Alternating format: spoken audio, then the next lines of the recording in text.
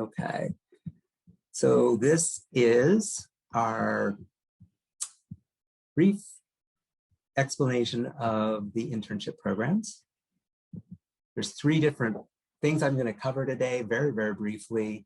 One is the global internship program, which we've been talking about. The second is how you might get credit if you find your own internship. And then the third is how academic departments might also be able to give you credit for internships. The global internship program is in 13 different cities this coming summer, all over the world. And when you apply, you will select one city that you would like to explore. And you're going to be exploring the city. You'll also be exploring your career path. You'll build your resume. You'll also grow professionally, get some professional experience, and you'll be taking a 4-unit Emory course taught by an Emory professor. This is really for any major. It's for the wide range of industry sectors. This just happens to be a couple of years ago, the spread of where people were placed in terms of their interests, but just to say that there is a lot of variety. You don't have to necessarily be in an internship that relates directly to your major. If you are majoring in history, but you want to explore business, that's perfectly fine. If you're in a double major and you only want to explore one of your majors, that's perfectly fine too. What sets this program apart is that it's comprehensive. It really allows you to go to a city where maybe you haven't been before, or you may not have contacts or connections, and it sets everything up for you. So just like a study abroad program, there's a course, your internship is guaranteed, there are cross-cultural activities, and there's local support from people who live and work for the nonprofit organizations that we partner with to assist you in settling in, and should you need any assistance along the way. The placement process is very, very personalized. You apply to a city that you want to go to, and when you're accepted by Emory, then you begin the placement process. So the application process happens, it opens in mid-November, and it closes in early to mid-February. And then after that, you're interviewing or having a conversation with a representative from the city that you've applied to and been accepted to. So let's say you want to go to Singapore, you'll be meeting with somebody who lives, works in Singapore and has been doing this for a significant number of years. The nonprofit providers will ask you a lot of questions about what it is that you're interested in, what kind of internship you'd like, what kind of background you've had already and experience that you've had. Then they'll go out and match you with an internship that fits your experience and your interests. You will interview with the employer. If that's good for them and that's good for you, then you're done. It's a very simple process, and it's a step-by-step process. If that doesn't work for either you or the employer, you'll have a conversation again with the rep, and they'll find you another placement. You'll have another interview. Usually students are done in one or two interviews, sometimes more, but usually that's happening during late March to late May. And so then you get your offer confirmed, and there's like I said, there's a whole wide range of fields that you could be interning in. The academics part is a course taught by the linguistics department. It's a 4-credit course offered for a grade. It meets once a week for an hour and a half.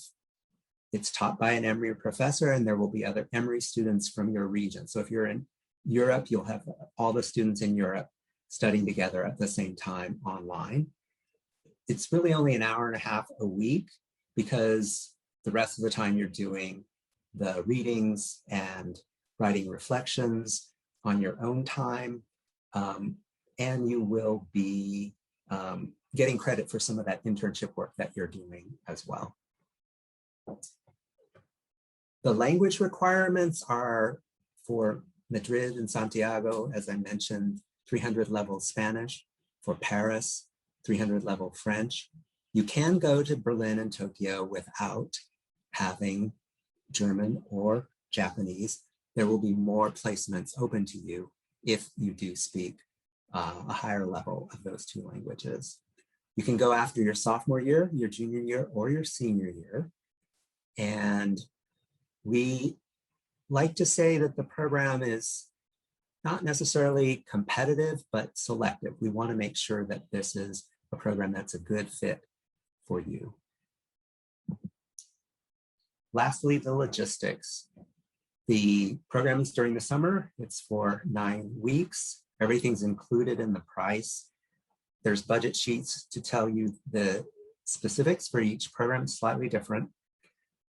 Our study abroad programs in general run $10,000 to $13,000 for a summer study abroad program. And that's very similar price for this. Like I said, all inclusive of your international airfare, the course, 4 units of credit, the placement, and the support from the staff members. There is financial aid that's available. And I do want to point out the EDGE stipend. Students who take the ECS 102 class, whoops, going backwards. There's an ECS 102 class, the Liberal Arts EDGE, that's offered on the Atlanta campus. And students who take that course have the option to apply for funding for summer co-curricular activities. So that would be study abroad, global internships, research. And so when you think about spring, if you're here on the Atlanta campus, you might want to consider the ECS 102 course, adding that into your schedule. There are other scholarships that you can apply for as well. So the applications are open soon, like mid-November, and they're due mid-February. There's another opportunity for students who find their own internship and need or want to get credit while they're doing their internship. And so this course that our office runs is called Intern 496.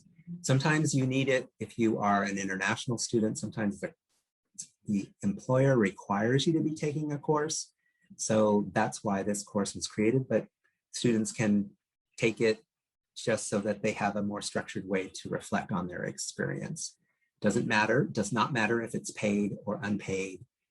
And as long as you're working 120 hours over the course of the summer, you can sign up for the class. So something to keep in mind if you want a unit of credit for your internship. Those two options, global internships and Intern 496, are only offered during the summer. If you want to get academic credit during the year, or if you want to get credit toward your major, then you need to go through your department. And there are many departments that offer internship credit. Sometimes they're connected to a specific program. Sometimes you find your own internship and you can sign up for the internship course that the department offers. So poli-sci, art history, a lot of these departments offer plenty of opportunities for internships. So